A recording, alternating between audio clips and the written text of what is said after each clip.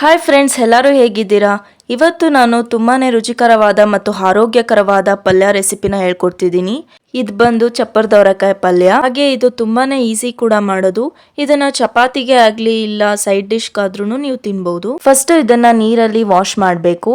ಹಾಗೆ ಒಂದೊಂದ್ರಲ್ಲಿ ಹುಳ ಇರೋ ಚಾನ್ಸಸ್ ಇರುತ್ತೆ. ನೀಟಾಗಿ ನೋಡ್ಕೊಂಡು ಬೆಳಕಲ್ಲಿ ಬಿಡಿಸ್ಬೇಕು.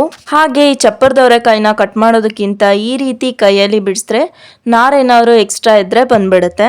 ಕೆಲವು ತರಕಾರಿಗಳು ಚಳಿಗಾಲದಲ್ಲಿ ಮಾತ್ರ ಸಿಗುತ್ತೆ. ಅಂತಹ ಒಂದು ತರಕಾರಿ ಚಪ್ಪರದವರೆಕಾಯಿ. ಸೊ ಇದನ್ನ ಈ ರೀತಿ ಬಿಡಿಸ್ಕೋಬೇಕು. ಮೊದಲಿಗೆ ನಾನು ಸ್ಟವ್ ಹಚ್ಚಿ ಪ್ಯಾನ್ ಇಡ್ತಾ ಇದ್ದೀನಿ. ಸೊ ಇದಕ್ಕೆ ನಾವು ಸ್ವಲ್ಪ ಆಯಿಲ್ ಹಾಕಿ ಏನು ಬಿಡಿಸ್ಕೊಂಡಿರ್ತೀವಲ್ಲ ನಾವು ಚಪ್ಪರದವರೆಕಾಯಿನ ಅದನ್ನ ಒಂದು 2 ಮಿನಿಟ್ಸ್ ಫ್ರೈ ಮಾಡ್ಕೋಬೇಕು. ಈ ಚಪ್ಪರದವರೆಕಾಯಲ್ಲಿ proteins, fibre, vitamins A, C, K ಹಾಗೂ ಕ್ಯಾಲ್ಶಿಯಂ, ಮ್ಯಾಗ್ನೀಷಿಯಂ ಕೂಡ ಇರುತ್ತೆ. ಕೆಲವರು ವೆಯ್ಟ್ ಲಾಸ್ ಮಾಡಬೇಕು ಅನ್ನೋರಿಗೆ ಇದಕ್ಕಿಂತ ಬೆಸ್ಟ್ ತರಕಾರಿ ಇನ್ನೊಂದಿಲ್ಲ. ಫ್ರೈ ಮಾಡಿರೋದನ್ನ ಸಪ್ರೇಟಾಗಿ ಪ್ಲೇಟಲ್ಲಿ ಇಟ್ಟಿದ್ದೀನಿ.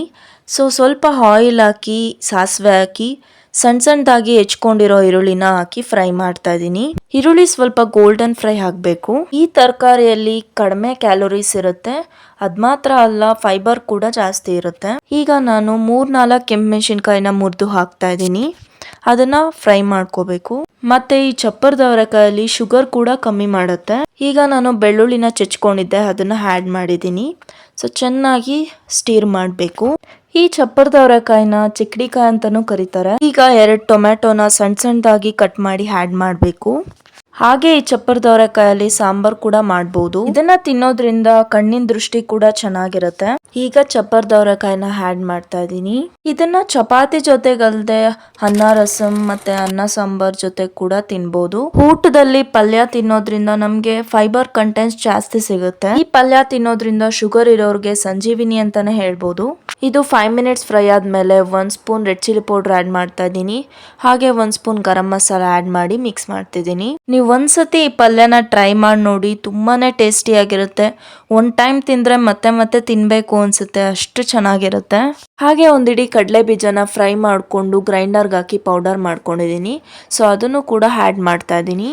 ಈ ಪೌಡರ್ ಹಾಕೋದ್ರಿಂದ ಟೇಸ್ಟಿಯಾಗೂ ಇರುತ್ತೆ. ಕೊಲೆಸ್ಟ್ರಾಲ್ ಕಮ್ಮಿ ಮಾಡೋಕ್ಕೆ ಅವರೆಕಾಳು ಅಥವಾ ಅವರೆಕಾಯಿಂದ ಮಾಡಿದ ಯಾವುದೇ ಅಡುಗೆ ತಿಂದ್ರೂ ನಿಮಗೆ ತೂಕ ಕಮ್ಮಿ ಮಾಡುತ್ತೆ. ಹಾಗೆ 1/2 ಟೇಬಲ್ ಸ್ಪೂನ್ ಸಾಲ್ಟ್ ಆ್ಯಡ್ ಮಾಡ್ತಾ ಇದ್ದೀನಿ. ಕಡಲೆ ಬೀಜ ಪೌಡ್ರ್ ಆ್ಯಡ್ ಮಾಡಾದ್ಮೇಲೆ ಸ್ವಲ್ಪ ಫ್ರೈ ಮಾಡಬೇಕು.